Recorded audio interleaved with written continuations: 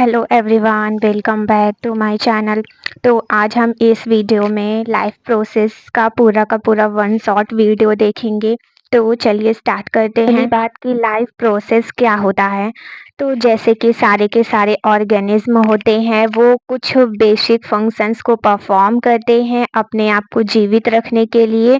तो जो basic functions living organism के द्वारा परफॉर्म किए जाते हैं उनकी लाइफ को मेंटेन करने के लिए उस अर्थ पर, तो इस प्रोसेस को ही लाइफ प्रोसेस बोला जाता है। जैसे कि कुछ लाइफ प्रोसेस कॉमन है लिविंग ऑर्गेनिज्म में, सारे के सारे जो लिविंग ऑर्गेनिज्म रहते हैं उन सारे में कुछ लाइफ प्रोसेस कॉमन है, जैसे कि न्यूट्रिशन हो गया, रेस्पिरेशन हो गया, transport, excretion, control and coordinations, growth, movement, reproduction.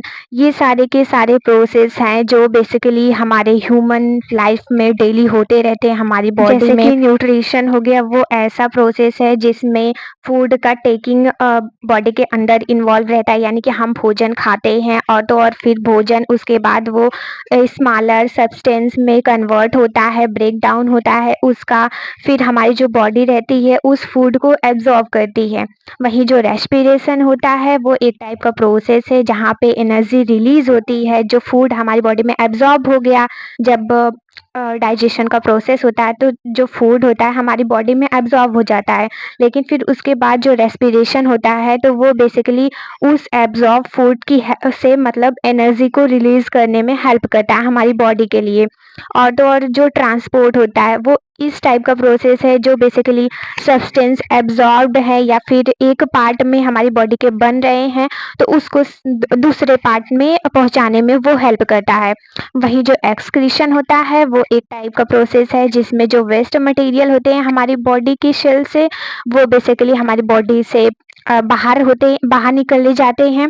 तो और जो कंट्रोल एंड कोऑर्डिनेशन होता है वो एक टाइप का प्रोसेस है जिसकी हेल्प से जो लिविंग ऑर्गेनिज्म रहता है वो सरवाइव कर सकता है। जैसा इन्वायरमेंट चेंज होता है उसके अकॉर्डिंग वो सरवाइव करता है। जो ग्रोथ होता है उसमें जो हमारा लिविंग ऑर्गेनिज्म रहता है उसका चेंज होता है, यानी कि अगर जब हम लोग छोटे बच्चे रहते हैं फिर उसके बाद बढ़ते हैं तो हम लोग एडल्ट होते हैं, फिर उसके बाद बूढ़े हो जाते हैं, तो बेसिकली जो हमारी बॉडी रहती है वो ट्रांसफॉर्म हो रही है, तो वो ग्रोथ में इन्वॉल्व होता है।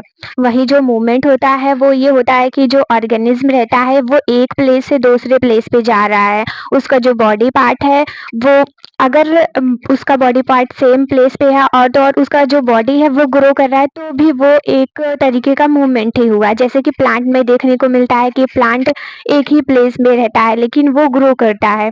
फिर जो रिप्रोडक्शन का प्रोसेस रहता है उसमें इन्वॉल्वमेंट होता है, जैसे कि आपने जैसे मोर ऑर्गेनिज्म का फॉर्मेशन होता है जो एग्जिस्ट कर रही है ऑर्गेनिज्म। तो ये सारा का सारा हमारा लाइफ प्रोसेस हो गया कि क्या होता है लाइफ प्रोसेस। तो बेसिकली ये सारे फैक्टर्स होते हैं लाइफ प्रोसेस में।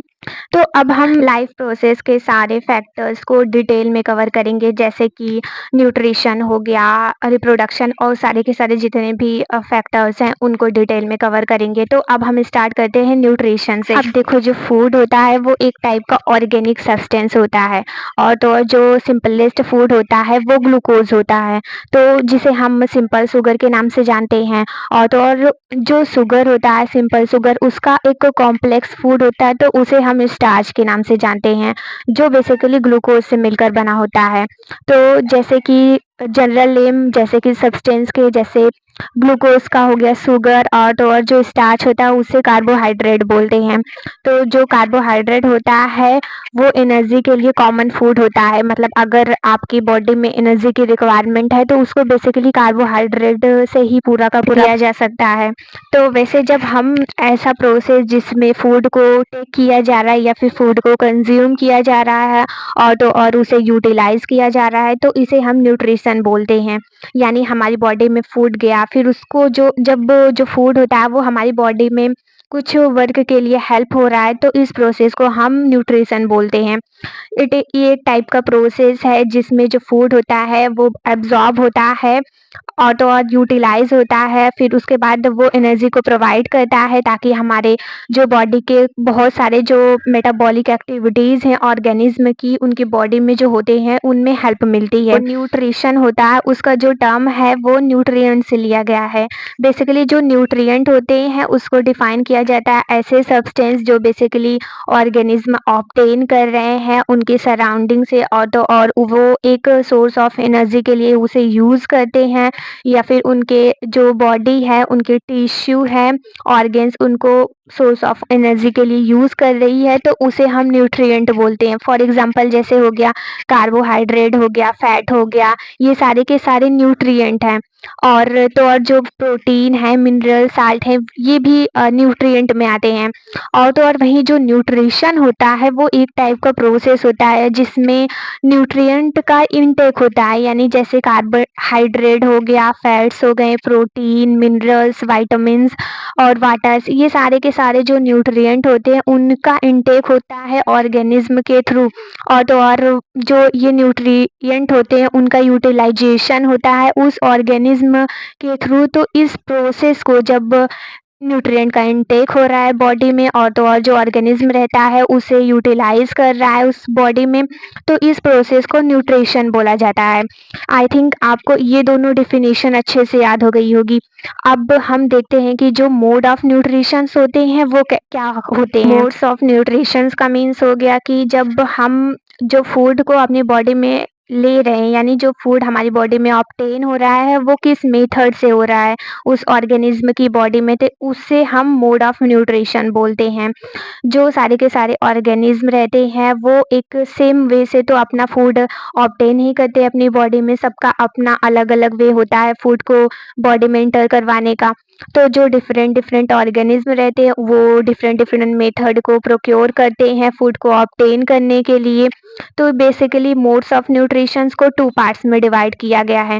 जैसे फर्स्ट जो है वो है ऑटोट्रॉपिक मोड ऑफ न्यूट्रिशन और जो सेकंड है वो है हेटेरोट्रॉपिक मोड ऑफ न्यूट्रिशन। तो जो फर्स्ट है वो है ऑटोट्रॉपिक मोड ऑफ न्यूट्रिशंस। तो बेसिकली जो ऑटो का मतलब होता है सेल्फ और जो ट्रॉप का मतलब होता है न्यूट्रिशंस। तो इसका मतलब जो ऑटोट्रॉपिक मीन्स हो गया कि सेल्फ न्यूट्रिशंस। तो जो ऑटोट्रॉपिक न्यूट्रिशंस होता है उसमें जो ऑर्गेनिज्म होता है वो अपना फूड जो होता है उसे खुद से बनाता है और वो इनऑर्गेनिक रॉ मटेरियल की हेल्प से, जैसे कि कार्बन डाइऑक्साइड और वाटर प्रेजेंट होता है जो हमारी सराउंडिंग के इन्वायरमेंट में, और वो सनलाइट का यूज़ करके अपना फूड प्रिपेयर करते हैं। तो अब हम ऐसे बोल सकते हैं कि जो ऑटोट्रॉपिक न्यूट्रिशन होता है वो ऐसे टाइप का मोड्स ऑफ न्यूट्रिशन है जिसमें जो ऑर्गेनिज्म रहता है वो अपना जो फूड है वो खुद से सिंथेसाइज कर रहा है। और जो फूड सिंथेसाइज करता है वो सिंपल इनऑर्गेनिक मटेरियल होते हैं, जैसे कि कार्बन डाइऑक्साइड हो गया और जो वाटर हो गया, ये दोनों इनऑर्गेनिक मटेरियल हैं। तो इनकी हेल्प से वो अपना फूड को प्रिपेयर कर रहा है और सनलाइट की एनर्जी की हेल्प से। अब जब ऑटोट्रॉपिक न्यूट्रिशन होता है तो बेसिकली वहाँ पे क्या होता है कि जो फूड प्रिपेयर होता है वो ऑर्गेनिक होता है, वहीं जो फूड प्रिपेयर हो रहा है वो तो ऑर्गेनिक मटेरियल हो रहा है, यानी कि और जिससे प्रिपेयर्ड हो रहा है वो इनऑर्गेनिक मटेरियल, यानी कि जो ऑटोट्रॉपिक मोड ऑफ न्यूट्रिशन है उसमें बेसिकली होता है कि वो इनऑर्गेनिक मटेरियल्स की हेल्प से ऑर्गेनिक फूड बनता है। सेकेंड मोड ऑफ न्यूट्रिशन है वो है हेटेरोट्रॉपिक मोड ऑफ न्यूट्रिशन। तो जो हेटेरो होता है उसका मीन्स होता है कि अदर और जो ट्रॉप होता है उसका मतलब होता है न्यूट्रिशंस। तो जो हेटेरोट्रॉपिक मतलब हो गया कि न्यूट्रिशंस ऑब्टेन फ्रॉम अदर। तो जो जब न्यूट्रिशंस किसी और की हेल्प से ऑब्टेन किया जा रहा है बॉडी में तो उसे हेटेरोट्रॉपिक मोड्स ऑफ न्यूट्रिशन बोलते हैं। हेटेरोट्रॉपिक मोड ऑफ न्यूट्रिशन होता है वहाँ पे जो ऑर्गेनिज्म रहता है वो अपना फूड खुद की हेल्प से नहीं बना रहा है, यानी कि वो सिंपल इनऑर्गेनिक मटेरियल जैसे कि कार्बन डाइऑक्साइड और वाटर की हेल्प से वो अपना फूड नहीं प्रिपेयर कर रहा है, जैसा कि ऑटोट्रॉपिक में जो प्लांट होते हैं वो अपना फूड प्रिपेयर कर लेते हैं। लेकिन ये किसी और पे डिपेंड रहता है अपने फूड के लिए। यहाँ पे ऐसा कुछ नहीं हो रहा है कि इनऑर्गेनिक मटेरियल से वो फूड ऑब्टेन कर ले। यहाँ पे वो दूसरे ऑर्गेनिज्म पे डिपेंड रहते हैं अपने फूड के लिए और तो और अपने सर्वाइवल के लिए। कंडीशंस में जो हेटेरोट्रॉपिक ऑर्गेनिज्म रहते हैं वो अदर ऑर्गेनिज्म को ईट करते हैं अपने न्यूट्रिशन के लिए। वैसे तो सारे के सारे जो एनिमल्स होते हैं वो हेटेरोट्रॉपिक मोड ऑफ न्यूट्रिशन के होते हैं, लेकिन कुछ बैक्टीरिया हो गए, कुछ फंजाई होंगे, उनके पास भी हेटेरोट्रॉपिक मोड ऑफ न्यूट्रिशन होता है। तो ये हो गया हेटेरोट्रॉपिक न्यूट्रिशन के बारे में। लेकिन जो हेटेरोट्रॉपिक मोड ऑफ न्यूट्रिशन होता है उसको फर्दर 3 पार्ट्स में डिवाइड किया गया है। तो जो हेटेरोट्रॉपिक न्यूट्रिशन होता है वो जब ऑर्गेनिज्म फूड को ऑब्टेन कर रहा है वो 3 वेज में ऑब्टेन करता है। फर्स्ट जो है वो है सेप्टोट्रॉफिक न्यूट्रिशन, जो सेकेंड है वो है पैरासाइटिक न्यूट्रिशन और जो थर्ड है वो है होलोजोइक न्यूट्रिशन। जो फर्स्ट है सेप्टोट्रॉफिक न्यूट्रिशन, जिसे हम सेप्रोफाइटिक न्यूट्रिशन के नाम से भी जानते हैं। तो जो बेसिकली सेप्टोट्रॉफिक न्यूट्रिशन होता है वो एक टाइप का ऐसा न्यूट्रिशन होता है जिसमें जो ऑर्गेनिज्म होता है अपना फूड को ऑब्टेन कर रहा है डेड और डिकेइंग ऑर्गेनिक मैटर से। जैसे कि डेड प्लांट में जो डिकेइंग ऑर्गेनिक मैटर्स होते हैं या फिर डेड एनिमल्स, रोटेन ब्रेड, तो यहाँ से जब वो ऑर्गेनिज्म अपना फूड ऑब्टेन करता है तो उसे हम सेप्रोफाइटिक या फिर सेप्रोट्रॉफिक न्यूट्रिशन बोलते हैं। एग्जाम्पल में जैसे कि फंजाई हो गया और कुछ बैक्टीरियाज हो गए, ये सारे के सारे सेप्रोफाइट्स होते हैं। अब इसका जो सेकेंड वाला पार्ट है उसे बोलते हैं पैरासाइटिक न्यूट्रिशन।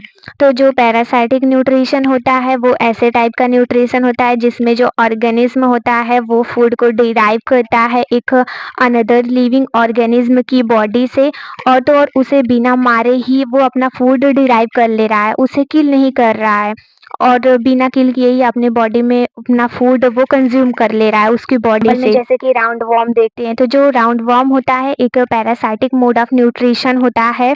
जो बेसिकली राउंड वॉर्म होता है वो एक टाइप का कॉमन इंटेस्टिनल पैरासाइट होता है ह्यूमन में। जो राउंड वॉर्म होता है वो फ्रीली रहता है, जो ह्यूमन की इंटेस्टाइन रहती है, जो बेसिकली इन्फेक्टेड मैन होता है उसे होस्ट सेल की तरह यूज करता है, उसकी वहाँ से वो फूड को ऑब्टेन कर लेता है, वहाँ की जो इंटेस्टाइन होती है। फॉर एग्जाम्पल हो गया जैसे कि प्लाज्मोडियम हो गया। अब जो थर्ड वाला जो पॉइंट है इसमें वो है होलोजोइक न्यूट्रिशन।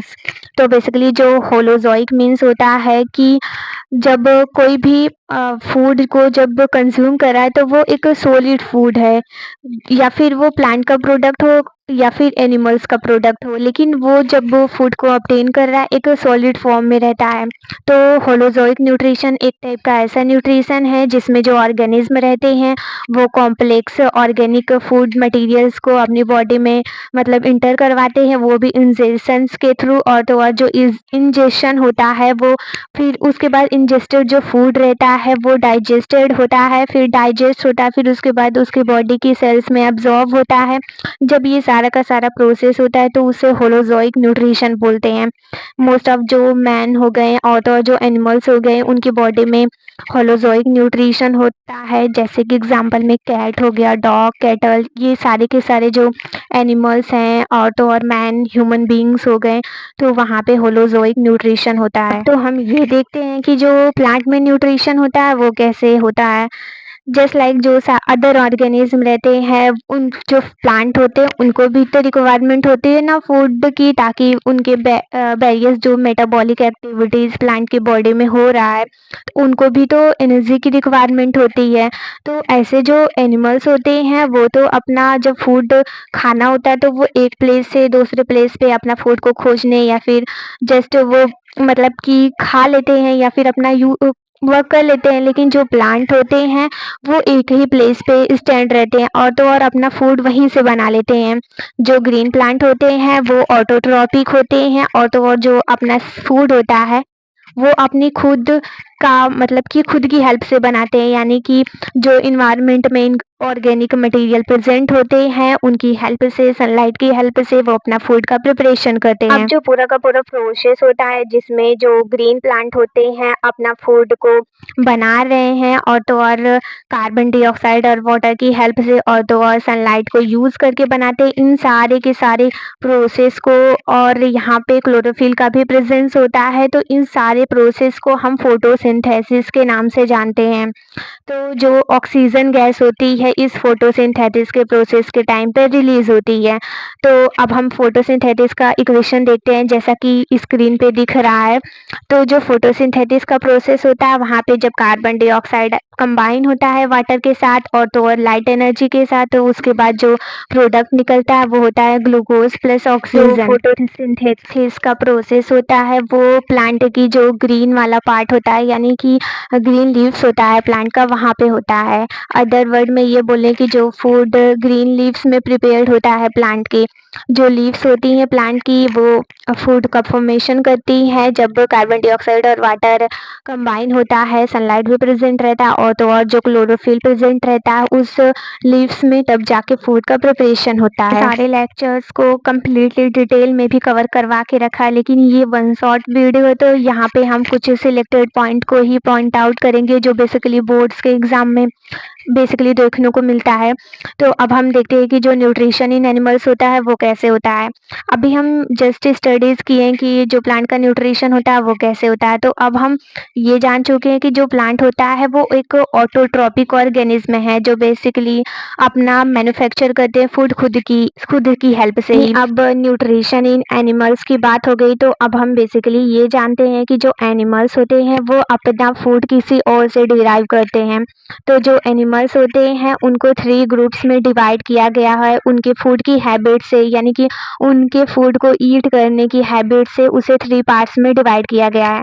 जो फर्स्ट है वो है हर्बीवोर्स, जो सेकंड है वो है कार्निवोर्स, जो थर्ड है वो है ओमनिवोर्स। वो हर्बीवोर्स होते हैं वो ऐसे टाइप के एनिमल्स होते हैं जो बेसिकली अपना जो फूड होता है उसे ईट कर रहे हैं, यानी कि जो फूड के फॉर्म में सिर्फ और सिर्फ वो प्लांट को ईट करते हैं उन्हें हर्बीवोर्स बोला जाता है। जो हर्बीवोर्स होते हैं जैसे कि वो ग्रास खा लिए या फिर लीव्स हो गया, ग्रेन्स, फ्रूट और तो और बार्क ऑफ ट्री, ये सारी की सारी जब वो ईट करते हैं तो उन्हें हर्बीवोर्स बोलते हैं। फॉर एग्जांपल में जैसे कि गोट हो गया, काऊ, बफेलो, शिप, ये सारे एग्जांपल्स हैं हर्बीवोर्स के। वहीं जो कार्निवोर्स होता है वो क्या होता है, ऐसे ऑर्गेनिज्म जब अपना जो फूड होता है वो ईट कर रहे हैं अदर ऑर्गेनिज्म का, यानी कि जो ऐसे ऑर्गेनिज्म जो सिर्फ और सिर्फ अदर ऑर्गेनिज्म को ईट कर रहे हैं फूड के फॉर्म में, उन्हें कार्निवोर्स बोलते हैं। कार्निवोर्स का मतलब कि वो सिर्फ और सिर्फ मीट खा रहे हैं एक दूसरे ऑर्गेनिज्म का। तो अब हम ये बोल सकते हैं कि जो एनिमल्स होते हैं सिर्फ और सिर्फ मीट खाते हैं वो एनिमल्स कार्निवोर्स होते हैं। फॉर एग्जांपल जैसे कि लायन हो गया, टाइगर, फ्रॉग, ये सारे के सारे एग्जांपल हैं कार्निवोर्स के। अब जो थर्ड वाला है वो है ओमनिवोर्स। तो कुछ एनिमल्स हो गए जो प्लांट हो गए और तो और अदर एनिमल्स दोनों को खाते हैं, मतलब कि वो फूड के फॉर्म में प्लांट को भी यूज़ करते हैं और तो और एनिमल्स को एज अ फूड के फॉर्म में यूज़ करते हैं। तो ऐसे एनिमल्स जो दोनों को खाते हैं उन्हें ओमनिवोर्स कहा जाता है। जैसे कि हम ह्यूमन बींग्स हो गए, डॉग, क्रो, स्पैरो, तो ये सारे के सारे मतलब और एग्जाम्पल हैं जो ओमनिवोर्स में आते हैं। अब जो हमारा नेक्स्ट टॉपिक है वो है न्यूट्रिशन इन ह्यूमन बींग। तो हम ह्यूमन डाइजेस्टिव सिस्टम के बारे में पढ़ेंगे अब। तो बेसिकली जो न्यूट्रिशन होता है ह्यूमन बीइंग में वो बेसिकली ह्यूमन डाइजेस्टिव सिस्टम की हेल्प से होता है, यानी उसकी हेल्प से ही पूरा का पूरा न्यूट्रिशन होता है ह्यूमन बॉडी में। तो जो ह्यूमन डाइजेस्टिव सिस्टम होता है वहाँ पे एलिमेंट्री कैनाल प्रेजेंट होती है और तो और कुछ एसोसिएटेड ग्लैंड्स भी प्रेजेंट होती हैं। जैसे बहुत सारे ऑर्गन्स होते हैं ह्यूमन डाइजेस्टिव सिस्टम के, जैसे सीक्वेंस में है माउथ हो गया, oesophagus, stomach, small intestine, large intestine और तो और जो ग्लैंड्स एसोसिएटेड होते हैं ह्यूमन डाइजेस्टिव सिस्टम में वो एक ह्यूमन डाइजेस्टिव सिस्टम के फॉर्म में होते हैं, जैसे कि सैलिवरी ग्लैंड हो गया, लीवर, पैनक्रियास, ये सारे के सारे एसेसरी ऑर्गन्स है जो सैलिवरी ग्लैंड हो गए, लीवर और पैनक्रियास। जब ह्यूमन डाइजेस्टिव सिस्टम की बात आती है तो वहाँ पे बेसिकली 5 प्रोसेस इन्वॉल्व होते हैं, यानी स्टेप बाय स्टेप इन सारे प्रोसेस को हम देखेंगे। जैसे कि इंजेशन हो गया, फिर डाइजेशन, एब्जॉर्प्शन, एसिमिलेशन, इजेशन, ये सारे के सारे 5 प्रोसेस होते हैं जो बेसिकली ह्यूमन डाइजेस्टिव सिस्टम को में देखने को मिलते हैं। जो फर्स्ट है वो है इंजेशन। अब बेसिकली जो ह्यूमन बीइंग होता है उनके पास स्पेशल ऑर्गन प्रेजेंट होते हैं फूड को उनकी बॉडी में इंटर करवाने के लिए, या फिर बोल सके कि फूड को इंजेस्ट करवाने के लिए। तो जिसे हम माउथ बोलते हैं, तो जो माउथ होता है उसकी हेल्प से हमारी बॉडी में फूड इंटर करता है। तो जो बेसिकली इंजेशन का प्रोसेस होता है, जब हम माउथ में फूड को इंटर करवाते हैं तो उस प्रोसेस को इंजेशन बोलते हैं। अब जो सेकेंड स्टेप हो गया वो है डाइजेशन। जो ह्यूमन बीइंग हो गए वो अब डाइजेशन बिगिन होता है माउथ से। इनफैक्ट मतलब क्योंकि जो माउथ होता है वो फूड को चर्न करता है, यानी कि जो जैसे कि ये कैसे हो रहा है इसको समझते हैं कि जैसे कि जो माउथ होती है या फिर जिसे हम बक्कल कैविटी बोलते हैं, माउथ कैविटी, उनके अंदर टीथ प्रेजेंट होती है, टंग और तो और जो सलाइवरी ग्लैंड होती हैं वो प्रेजेंट होती हैं। जो बेसिकली टीथ होता है वो फूड को कट करता है स्मॉल पीस में और तो और उसे चीव करता है और ग्रिंड करता है। उसको ग्रिंड करने के बाद जो टीथ की हेल्प से फिजिकल डाइजेशन होता है। यानी ये क्वेश्चन बेसिकली देखने को मिलता है कि फिजिकल डाइजेशन कहाँ पे होता है, तो ये बेसिकली माउथ में होता है। फिर उसके बाद जो सैलिवरी ग्लैंड होता है वो हमारे माउथ में प्रोड्यूस करता है सलाइवा को। तो हमारी जो टंग होती है उसकी हेल्प से सलाइवा फूड के साथ मिक्स हो जाती है। जो सलाइवा होती है वो एक वाटर कलर का लिक्विड होता है, जिससे जो फूड होता है माउथ में ही मतलब वेट हो जाता है। और तो और जो वेटेड फूड होता है, यानी कि जब वो फूड वेट हो जाएगा तो हमारी जो बॉडी रहेगी वहाँ से ईज़िली हमारे मतलब गले से निकल जाएगा, यानी स्लो कर जाएगा। तो मैनी टाइम्स हम ये एब्ज़ॉर्ब करते हैं, जैसे कि जब हम कुछ भी खा रहे हैं तो हमें हमारी जो मुँह होता है वहाँ पे वाटर्स प्रेज़ेंट होते हैं। तो जो वाटर प्रोड्यूस होते हैं हमारे माउथ के अंदर वो बेसिकली सलाइवा का प्रोडक्शन होता है। हमारी सलाइवरी ग्लैंड में जो माउथ में प्रेज़ेंट होती है उस वहाँ से जो सलाइवा होता है वो बेसिकली रिलीज़ होता है। तो जो सलाइवरी ग्लैंड होता है वो हेल्प करता है केमिकल डाइजेशन में, जब वो सीक्रेट करता है एंजाइम्स को। तो ह्यूमन सलाइवा होता है वहाँ पे एंजाइम जो सीक्रेट होता है उसे बोलते हैं सलाइवरी अमाइलेज, जो स्टार्च को डाइजेस्ट करता है, जो फूड के अंदर स्टार्च को डाइजेस्ट करता है उसके बाद वो शुगर में कन्वर्ट करता है। तो बेसिकली जो डाइजेशन होता है स्टार्च का वो माउथ से ही स्टार्ट हो जाता है, क्योंकि वहाँ पे एंजाइम प्रेजेंट होता है सलाइवरी अमाइलेज। तो वहाँ से वो स्टार्च को सिंपल शुगर में कन्वर्ट करता है। तो इस प्रकार जो फूड होता है वो माउथ में कुछ ही टाइम के लिए रहता है। फिर उसके बाद प्रोसेस के लिए, यानी कि जब वो प्रोसेस होगा डाइजेशन के लिए तो वो अब माउथ से तो नीचे जाएगा ना। तो अब जो फूड का डाइजेशन होता है वो माउथ में कंप्लीट होता है, क्योंकि अभी भी जो फूड होता है वो पूरी तरीके से चर्न नहीं हुआ है, यानी कि वो पार्शियली डाइजेस्टेड होता है। तो अब ये इसलिए डाइजेस्टेड फूड जो होता है वो माउथ से स्वोलोड होता है टंग की हेल्प से, और तो और फूड पाइप में जाता है जिसे हम एसोफेगस के नाम से जानते हैं। जो एसोफेगस होता है वो फूड को कैरी करता है स्टमक में। तो ये बेसिकली जब फूड को कैरी करता है तो जो वॉल्स होती हैं फूड पाइप की, वहाँ पे मसल्स होती है जो कॉन्ट्रैक्ट करती हैं और एक्सपेंड करती है। जब जो स्लाइटली डाइजेस्टेड फूड एंटर करता है फूड पाइप में, तो जो वॉल्स होती हैं फूड पाइप की वो वहाँ से कॉन्ट्रैक्ट और एक्सपेंशन करती हैं।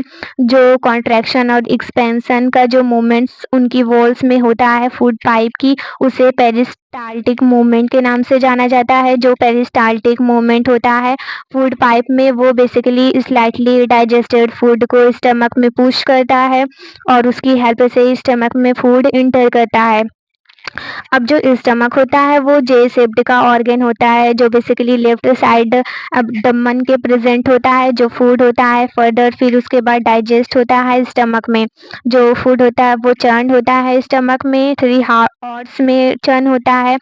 अब इस टाइम पे बेसिकली जो फूड होता है वो ब्रेक डाउन होता है एक स्मॉलर पीस में, और तो और एक सेमी सॉलिड पेस्ट के फॉर्म में हो जाता है। जो स्टमक की वॉल्स होती है वहाँ पे 3 ट्यूबुलर ग्लैंड्स प्रेजेंट होती है उनकी वॉल्स में। जो ग्लैंड्स प्रेजेंट होती हैं स्टमक की वॉल्स में, वो गैस्ट्रिक जूस को सिक्रेट करती हैं।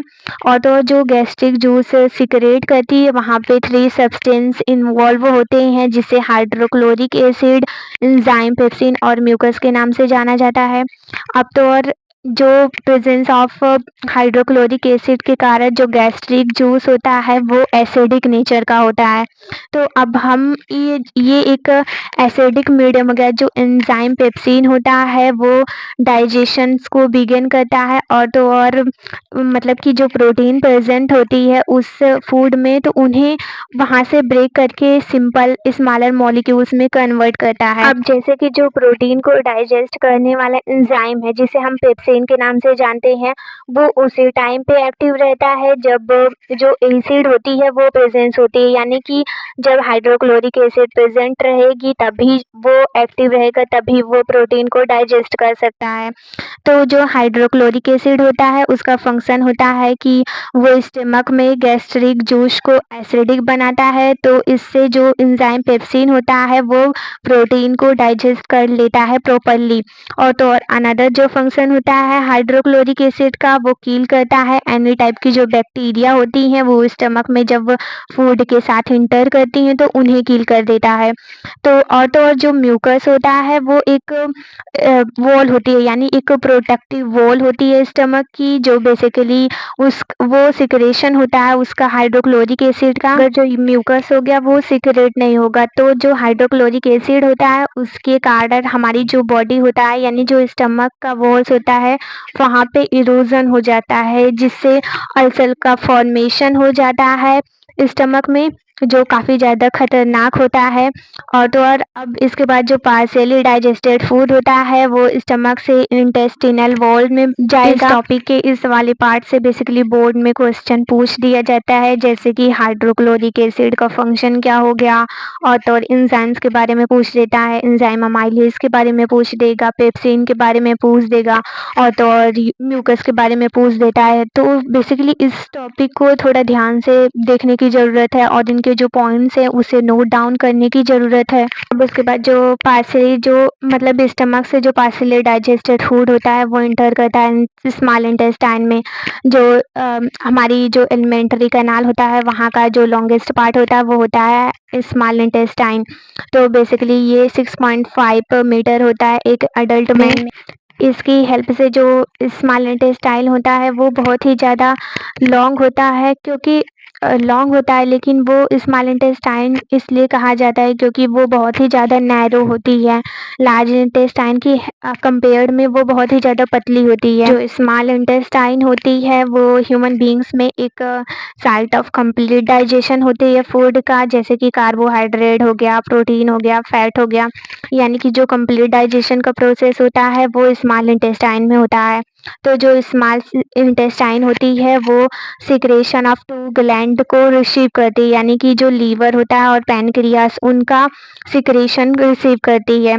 जो लीवर होता है वो बाइल को सिक्रेट करता है। जो बाइल होता है वो एक ग्रीनिश येलो लिक्विड होता है जो बेसिकली लीवर में बनता है, जो नॉर्मली गॉल ब्लैडर में स्टोर होता है। जो बाइल होता है वो अल्कलाइन नेचर का होता है। अब जो उसके अंदर साल्ट प्रेजेंट होता है जो बेसिकली फैट को ब्रेक करता है, और तो और फूड में प्रेजेंट लिपिड्स हो गए उनको ब्रेक करने में हेल्प करता है। और तो और जो बाइल होता है वो परफॉर्म करता है 2 फंक्शंस को, जैसे कि वो एसिडिक फूड जो स्टमक से आ रहा है उसको एल्कलाइन नेचर का बनाता है, ताकि जो पैनक्रियाटिक एंजाइम होते हैं उनको उन पर एक्ट कर सकें। बेसिकली हम जब देखे थे स्टमक वाले में, वहाँ पे एसिडिक वाला पार्ट था, यानी कि जब एसिडिक बनता है, मीडियम बनता है, तब जाके पेप्सिन डाइजेस्ट कर पाता है प्रोटीन को। अब इसके बाद यहाँ पे आने के बाद एसिडिक से ये अल्कलाइन नेचर का बनाता है, ताकि जो पैनक्रियाटिक एंजाइम होते हैं उस पर एक्ट कर सके। और तो और जो बाइल होता है वो ब्रेक करता है, यानी कि साल्ट को ब्रेक करता है। जो फैट प्रेजेंट होते हैं उन बॉडी में, मतलब उन डाइजेस्टेड वाले फूड में। अब देखते हैं हम पैनक्रियाज के बारे में।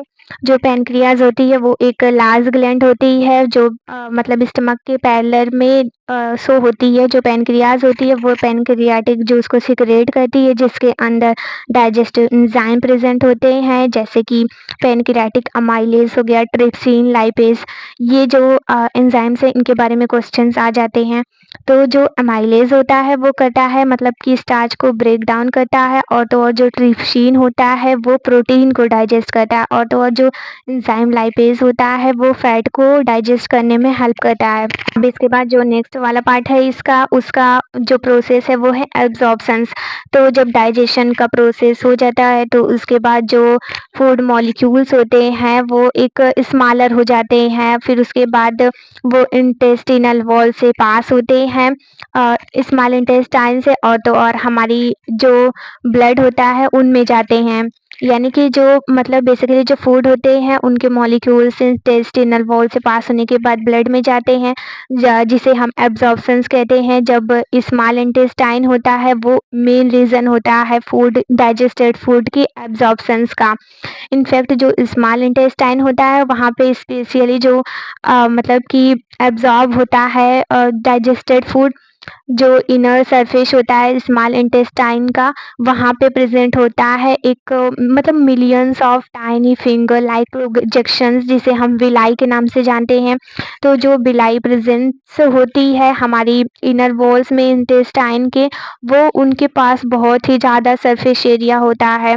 तो जो स्मॉल इंटेस्टाइन होता है उनकी लार्ज सरफेस एरिया होती है, तो जिस इसलिए वहाँ पे रैपिड एब्जॉर्प्शन होता है डाइजेस्टेड फूड का। अब यहाँ पे जो डाइजेस्टेड फूड हो गया वहाँ से अब वो स्मॉल इंटेस्टाइन की वॉल से वो एब्जॉर्ब हो गए, और तो और वो हमारे ब्लड में अब चली जाएंगी। अब उसके बाद जो इसका फोर्थ स्टेप होगा वो होगा एसिमिलेशन।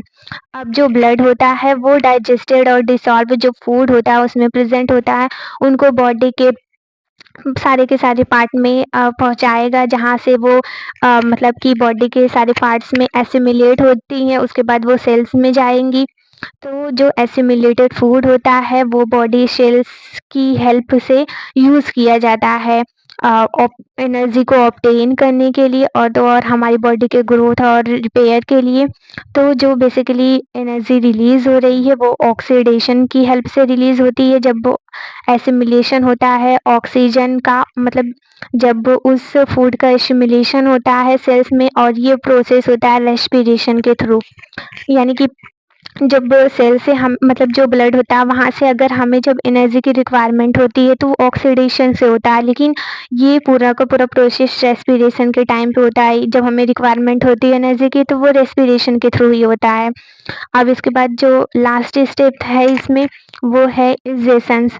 अब तो जो फूड का जो पार्ट जिसे हम लोग ईट नहीं कर सकते, यानी कि वो अब हमारी बॉडी से डाइजेस्ट हो गया है। यानी कि अब जो अच्छे मटेरियल हो गए वो हमारी बॉडी के ब्लड में जा चुके हैं, लेकिन जो अनडाइजेस्टेड फूड हो गए वो अब तो स्मॉल इंटेस्टाइन उसे एब्जॉर्ब नहीं करेगा। तो जो अनडाइजेस्टेड फूड होते हैं वो स्मॉल इंटेस्टाइन से एक वाइडर ट्यूब, जिसे हम लार्ज इंटेस्टाइन के नाम से जानते हैं, वहाँ पे जाएंगे। फिर वहाँ पे जाने के बाद वो वहाँ से अनडाइजेस्टेड पार्ट से मतलब कि बॉडी के वहाँ से निकल जाते हैं। जो लास्ट पार्ट होता है लार्ज इंटेस्टाइन का, जिसे रेक्टम के नाम से जाना जाता है, जो अनडाइजेस्टेड फूड को वहाँ पे स्टोर करता है कुछ टाइम के लिए। फिर उसके बाद जब उसकी रिक्वायरमेंट होती है तो वो जो अनडाइजेस्टेड फूड होते हैं वो बॉडी से इजेशन की हेल्प से बाहर निकल जाते हैं। तो ये तो पूरा का पूरा डाइजेशन वाला टॉपिक खत्म हुआ, यानी कि जो न्यूट्रिशन है ह्यूमन बींग्स में वो कैसे हो रहा है ये तो हम डिटेल में जान चुके। ये बहुत ही इम्पोर्टेंट है क्योंकि यहाँ से क्वेश्चन काफ़ी अच्छे लेवल से आ जाते हैं कि कैसे वो आपको घुमा के क्वेश्चन पूछते हैं, जो लेकिन काफ़ी ज़्यादा इजी भी होते हैं। अब हम देखते हैं कि जो हमारा नेक्स्ट टॉपिक है रेस्पिरेशन को। तो बेसिकली जब फूड में डाइजेशन होता है तो उसके बाद जो प्रोसेस होता है उसके बाद नेक्स्ट प्रोसेस यानी जो रेस्पिरेशन का प्रोसेस होता है।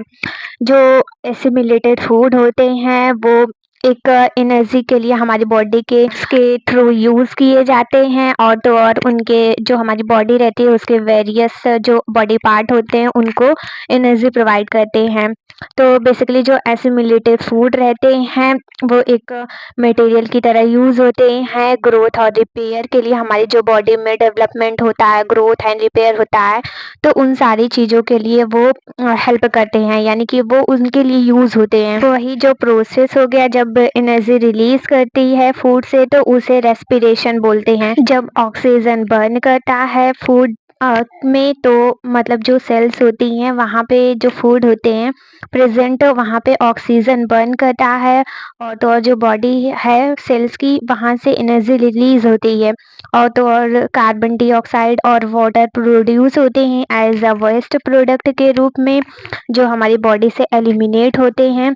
तो जो रेस्पिरेशन का प्रोसेस होता है उसमें इन्वॉल्वमेंट होता है ऑक्सीजन का सेल्स में। सेल्स जब ऑक्सीजन में जाएगा फिर उसको यूज़ करता है, फिर उसके बाद उसे ब्रेक डाउन करता है, फिर उसके बाद वो एनर्जी को रिलीज़ करता है, उस फूड को बर्न करता है, फिर उसके बाद जो वेस्ट प्रोडक्ट रहते हैं कार्बन डाइऑक्साइड और वाटर वो बॉडी से रिलीज़ हो जाते हैं। तो जो रिस्पिरेशन का प्रोसेस होता है उसे रिटर्न किया जाता है, जैसे कि food plus oxygen is equal to carbon dioxide plus water plus energy. Respiration होता है उसको 2 पार्ट्स में डिवाइड किया गया है, एरोबिक रेस्पिरेशन और एनएरोबिक रेस्पिरेशन। जो एरोबिक रेस्पिरेशन होता है वो एक टाइप का ऐसा रेस्पिरेशन होता है जिसमें ऑक्सीजन यूज होता है, और उसे हम एरोबिक रेस्पिरेशन बोलते हैं। फॉर एग्जाम्पल में इसको रिप्रेजेंट किया जाता है glucose is equal to pyruvate acid, जिसका 2 मॉलिक्यूल्स का फॉर्मेशन होता है, फिर उसके बाद ऑक्सीजन में क्रेब्स साइकिल, फिर माइटोकॉन्ड्रिया में फिर जो प्रोडक्ट निकलता है वो होता है 6CO2 plus 6H2O plus 38 ATP। तो जो एरोबिक रेस्पिरेशन होता है वहाँ पे ऑक्सीजन का इन्वॉल्वमेंट होता है।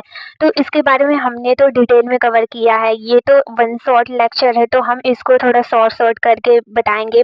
आप उन सारी वीडियोस को प्रीफर कर सकते हैं जो बेसिकली हमने पहले से ही डाल रखी है। अब वैसे जो अनएरोबिक रेस्पिरेशन होता है तो वो ऐसे टाइप का रेस्पिरेशन होता है जहाँ पे जो रेस्पिरेशन होता है वहाँ पे ऑक्सीजन का इन्वॉल्वमेंट नहीं रहता है, तो उसे हम अनएरोबिक रेस्पिरेशन बोलते हैं। बिकॉज इसलिए उसे अनएरोबिक रेस्पिरेशन कहा जाता है क्योंकि ये जो रेस्पिरेशन होता है विदाउट एयर का होता है, जिसके अंदर ऑक्सीजन नहीं प्रेजेंट होता है। अब हमारा नेक्स्ट टॉपिक है वो है रेस्पिरेशन इन प्लांट। तो अगर हम इस पूरे के पूरे चैप्टर को कर रहे हैं तो हम एक सीक्वेंस में कर रहे हैं। अगर हमने डाइजेशन की बात की है, यानी कि जब हमने न्यूट्रिशन की बात की है तो हमने पहले प्लांट में न्यूट्रिशन देखा था, फिर उसके बाद हमने एनिमल्स में देखा, फिर उसके बाद ऐसे रेस्पिरेशन हो गया। तो पहले हम प्लांट में रेस्पिरेशन देखते हैं, उसके बाद हम रेस्पिरेशन इन ह्यूमन देखेंगे, और तो और एनिमल्स में भी देखेंगे। तो बेसिकली जो प्लांट होता है वहाँ पे रेस्पिरेशन कैसे होता है। बेसिकली जो एनिमल्स होते हैं उनके कंपेयर में जो प्लांट का रेस्पिरेशन होता है वो डिफरेंट होता है। वो 3 एस्पेक्ट्स में डिफरेंट होता है, जैसे कि फर्स्ट हो गया कि सारे के सारे जो प्लांट होते हैं, प्लांट के जो पार्ट होते हैं जैसे रूट हो गया, स्टेम और उसकी जो लीव्स हो गई, वो अपना जो रेस्पिरेशन का प्रोसेस होता है वो इंडिविजुअली परफॉर्म कर रही है, यानी कि रूट्स अपना अलग से रेस्पिरेशन करता है, स्टेम अपना अलग से रेस्पिरेशन करता है, और तो और जो लीव्स होती हैं वो अपना अलग से रेस्पिरेशन करती हैं। वही जो एनिमल्स होता है वहाँ पे जो रेस्पिरेशन का प्रोसेस होता है वो एक सिंगल यूनिट में होता है, लेकिन जो प्लांट का केस होता है वहाँ पे ऐसा नहीं होता है। और तो जब रेस्पिरेशन होता है प्लांट में तो वहाँ पे बहुत ही कम रेस्पिरेटरी गैसेस का ट्रांसफ़र होता है एक प्लेस से दूसरे प्लेस पे। वहीं जब रेस्पिरेटरी गैसेस ह्यूमंस में होते हैं तो वहाँ पे बहुत ही ज़्यादा इन्वॉल्वमेंट होता है ट्रांसफ़र होने का रेस्पिरेटरी गैसेस का। और जो थर्ड एस्पेक्ट था वो है जो रिस्पिरेशन होता है प्लांट में वो बहुत ही स्लो रेट से होता है, वहीं एनिमल्स में वो काफ़ी ज़्यादा फास्ट रेट से होता है। तो अब हम देखते हैं कि जो प्लांट होते हैं वहाँ पे रेस्पिरेशन उनके अलग अलग पार्ट्स में कैसे होता है। तो जो प्लांट होते हैं वो ऑक्सीजन को कैसे ले रहे हैं, तो वो बेसिकली जो जिस प्रोसेस से ऑक्सीजन को लेते हैं उसे डिफ्यूजन बोला जाता है। तो हम देखते हैं कि जो रेस्पिरेशन रूट्स में कैसे हो रहा है, जो एयर होते हैं वो जो सॉइल पार्टिकल्स होते हैं वहाँ के बिटवीन में जो रूट्स का जो सॉइल पार्टिकल होता है उनके बीच में एयर प्रेजेंट होते हैं। अब रेस्पिरेशन का प्रोसेस जब रूट में होता है तो वहाँ पे क्या होता है कि जो रूट रहती है वहाँ पे जो सॉइल पार्टिकल होते हैं वहाँ पे ऑक्सीजन प्रेजेंट होते हैं। तो बेसिकली जो रूट होता है उसकी हेल्प से जो ऑक्सीजन होता है वो प्लांट में इंटर करवाता है, यानी कि जो प्लांट का रूट होता है वहाँ पे इंटर करवाता है। जब उसको रेस्पिरेशन की नीड होती है तब वो अब जो ऑक्सीजन प्रेजेंट होते हैं सॉइल पार्टिकल्स में उनके बिटवीन में वहाँ से वो ऑक्सीजन को ले लेते हैं और ये सारा जो प्रोसेस होता है वो डिफ्यूजन के प्रोसेस से होता है। हम रूट का स्ट्रक्चर देखते हैं तो वहाँ पे जो रूट होता है वहाँ पे छोटे छोटे एक्सटेंशंस निकले हुए रहते हैं जिन्हें हम रूट हेयर के नाम से जानते हैं। जो रूट हेयर रहता है वो हमेशा सॉइल के कंटेंट में मतलब कांटेक्ट में रहता है, जो सॉइल के यहाँ एयर प्रेजेंट होती है वहाँ के कांटेक्ट में होता है। तो बेसिकली जो ऑक्सीजन होता है वो डिफ्यूज करता है रूट हेयर में, उसके बाद वो सारा अदर सेल्स होता है रूट का वहाँ पे पहुँचता है रेस्पिरेशन के लिए। कार्बन डाइऑक्साइड प्रोड्यूस होती है जब रेस्पिरेशन का प्रोसेस होता है, फिर वो वही सेम रूट हेयर से फिर उसके बाद वो मतलब जो कार्बन डाइऑक्साइड रहती है वो रिमूव हो जाती है डिफ्यूजन की हेल्प से। वहीं अब हम देखते हैं कि जो रेस्पिरेशन है वो स्टेम में कैसे हो रहा है। तो जो स्टेम होता है हर्बेशियस प्लांट का वहाँ प्रेजेंट होती है स्टोमेटा। तो जो रेस्पिरेटरी गैसेस होती है उनका एक्सचेंज होता है। जो हर्बेशियस प्लांट होते हैं उनमें स्टोमेटा जो प्रेजेंट होता है वहाँ से उनका एक्सचेंज ऑफ रेस्पिरेटरी गैसेस होता है, यानी स्टोमेटा की हेल्प से जो कार्बन डाइऑक्साइड और ऑक्सीजन आपस में एक्सचेंज करते हैं। तो बेसिकली जो ऑक्सीजन रहता है वो एयर से डिफ्यूज होता है उसकी स्टेम में। हर्बेशियस जो प्लांट होते हैं यानी जो ग्रीन प्लांट होते हैं स्टोमेटा के थ्रू होता है ये सारा प्रोसेस। और तो और वो सारा जो सेल्स होता है उसके बाद वो पहुंचता है रेस्पिरेशन के लिए। यहाँ पर भी जो कार्बन डाइऑक्साइड होता है वो एक बाई प्रोडक्ट के रूप में प्रोड्यूस होता है। अब ये तो हर्बेशियस प्लांट में स्टोमेटा प्रेजेंट होता है वहाँ पे गैसेस एक्सचेंज हो गया, बट अगर हम बात करें कि ऐसे प्लांट जो ग्रीन ना है यानी कि उनकी जो मतलब कि बॉडी का पार्ट है वहाँ पे वुडी लाइक स्टेम्स हैं तो वहाँ पे प्रेजेंट होते हैं लेंटिकल्स। तो वो बेसिकली जो आउटर कवरिंग होता है स्टेम का उसे बार्क बोलते हैं, तो वहाँ पे प्रेजेंट होते हैं लेंटिकल्स, जहाँ पे जो लेंटिकल्स होते हैं उनकी हेल्प से वहाँ पे गैसेस एक्सचेंज होता है। अब इसका जो थर्ड वाला पॉइंट है कि लीव्स में रेस्पिरेशन कैसे हो रहा है, ये तो हमने स्टेम का देखा ना। अब हम देखते हैं कि जो लीव्स होती हैं वहाँ पे गैसेस एक्सचेंज कैसे हो रहा है। तो बेसिकली जो लीव्स होती हैं प्लांट की वहाँ पे टाइनी पोर्स प्रेजेंट होते हैं जिसे स्टोमेटा बोलते हैं। तो जो स्टोमेटा होता है वो एक साइट है जहाँ पे रेस्पिरेटरी गैसेस का एक्सचेंज होता है लीव्स में। जो ये सारा जो प्रोसेस होता है वो डिफ्यूजन के थ्रू होता है स्टोमेटा में। करने वाली बात यह है कि जो रेस्पिरेशन लीव्स में हो रहा है वो डे टाइम पे भी हो सकता है और तो और जो नाइट का टाइम रहता है वहाँ पे भी हो सकता है। बट वहीं जब फोटोसिंथेसिस की बात करते हैं यानी कि जब प्लांट में जो न्यूट्रिशन वाला पार्ट होता है जब फोटोसिंथेसिस होता है तो वहाँ पे सिर्फ और सिर्फ फोटोसिंथेसिस का प्रोसेस दिन के टाइम में ही होता है, क्योंकि वहाँ पे रिक्वायरमेंट होती है सनलाइट एनर्जी की जो बेसिकली हमको दिन में देखने को मिलती है। देखते हैं कि जो रेस्पिरेशन है वो ह्यूमन में कैसे होता है। जैसे कि अदर लैंड एनिमल्स हो गए, तो जो ह्यूमन बीइंग होते हैं वो भी एयर ब्रीदर होते हैं, यानी कि उनको भी एयर की रिक्वायरमेंट होती है उनके रेस्पिरेशन के प्रोसेस के लिए। और तो जो एयर होता है वहाँ पे ऑक्सीजन प्रेजेंट होता है। जो ह्यूमन बीइंग होता है उसको ऑक्सीजन की नीड होती है उससे जीवित रहने के लिए। तो हम जो ऑक्सीजन लेते हैं जब हम एयर से ब्रीथ करते हैं। बेसिकली जो रेस्पिरेशन होता है उसकी डिफिनेशन जान रहे हैं, ऐसा प्रोसेस जिसमें एनर्जी रिलीज होती है फूड से हमारी बॉडी में, उस प्रोसेस को रेस्पिरेशन बोला जाता है।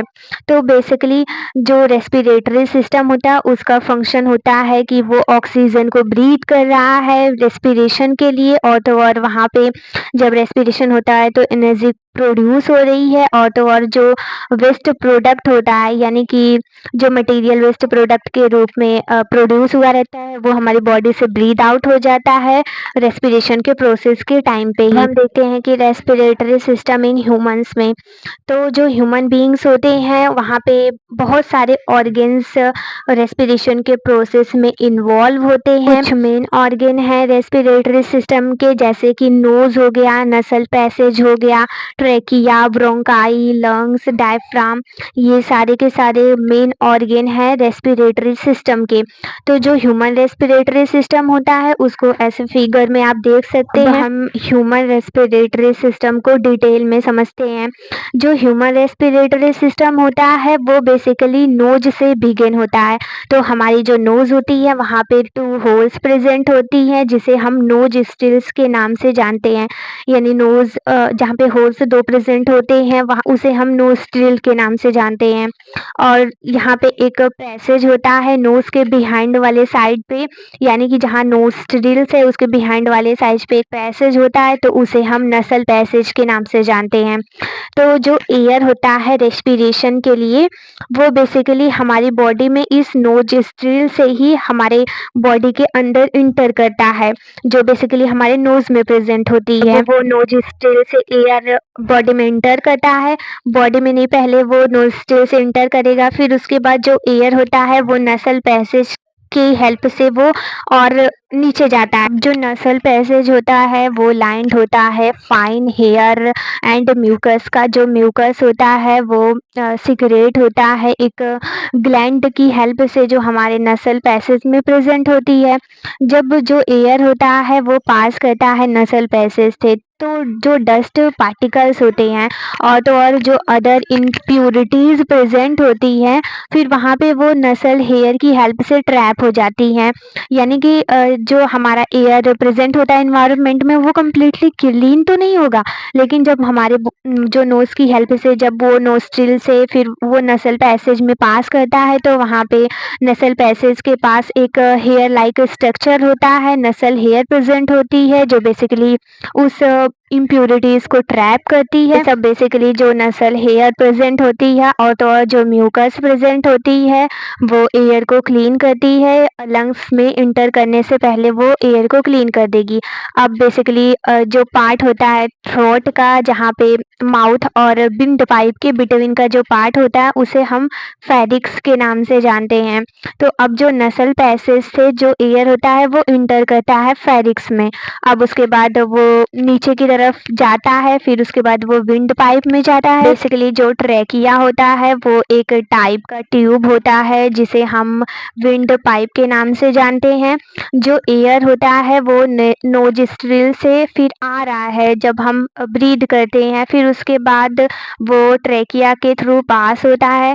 जो ट्रैकिया होता है वो कोलैप्स नहीं होता है, यानी कि जब वहाँ पे एयर प्रेजेंट नहीं होता है, बिकॉज वहाँ पे एक रिंग का सपोर्ट होता है जो सॉफ्ट बोन की होती है, उसे हम कार्टिलेज बोलते हैं। जो अपर एंड होता है ट्रैकिया का, वहाँ पे वॉइस बॉक्स प्रेजेंट होता है जिसे हम लैरिक्स के नाम से जानते हैं। जो ट्रैकिया होता है वो डाउन की साइड में रन होता है, फिर उस जो हमारा नेक है उसकी डाउन साइड में, और तो और उसके बाद वो 2 चैम्बर्स में, मतलब 2 स्मॉलर ट्यूबुल्स में डिवाइड हो जाता है, जिसे हम ब्रोंकी के नाम से जानते हैं। अब बेसिकली जो ये दोनों ब्रोंकी होती हैं वो कनेक्टेड होती हैं 2 लंग से। तो जो लंग्स होता है वो हमारी चेस्ट कैविटी या फिर हम जिसे थोरैसिस कैविटी बोलते हैं वहाँ पे बेसिकली शो होता है, जो बेसिकली सेपरेट हुआ रहता है एब्डोमिनल कैविटी से एक मस्कुलर पार्टीशन की हेल्प से, जिसे हम डायफ्राम बोलते हैं। देखा ना कि जो हमारी ट्रैकिया होती है वो 2 पार्ट्स में डिवाइड होती है जिसे हम ब्रोंकी बोलते हैं, यानी उसे सिंगल में ब्रोंकस के नाम से जाना जाता है। और ये जो एक एक ब्रोंकस रहते हैं वो एक एक लंग से मतलब कनेक्टेड होते हैं। तो जो ब्रोंकस होते हैं वो एक लार्ज नंबर ऑफ ट्यूब्यूल्स में डिवाइड होते हैं, स्मॉलर ट्यूब्यूल्स में, जिसे हम ब्रांचिओल्स बोलते हैं। यानी उसके बाद जो ब्रोंकस होते हैं उनका फर्दर डिवीजन होता है, और तो और वो बहुत सारे नंबर्स में डिवाइड होते हैं जिसे हम ब्रोंकियोल्स बोलते हैं।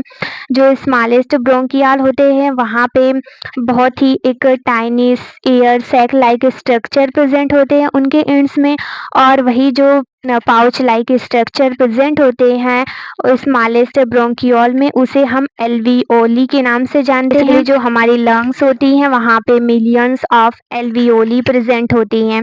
तो हमारी जो लंग्स होती हैं वहाँ पे जब मिलियंस ऑफ एल्वियोली प्रेजेंट होती हैं तो वो बहुत ही ज़्यादा हमारे लंग्स को प्रोवाइड करती हैं सरफेस एरिया गैसियस एक्सचेंज के लिए। इस वे में हम बोल सकते हैं कि जब प्रोसेस होता है ब्रीदिंग इन का, जो एयर सैक्स होती हैं या फिर जिन्हें हम एल्वियोली कहते हैं लंग्स की, वो फिल्ड हो जाती हैं एयर से, यानी कि जिसके अंदर ऑक्सीजन प्रेजेंट होता है।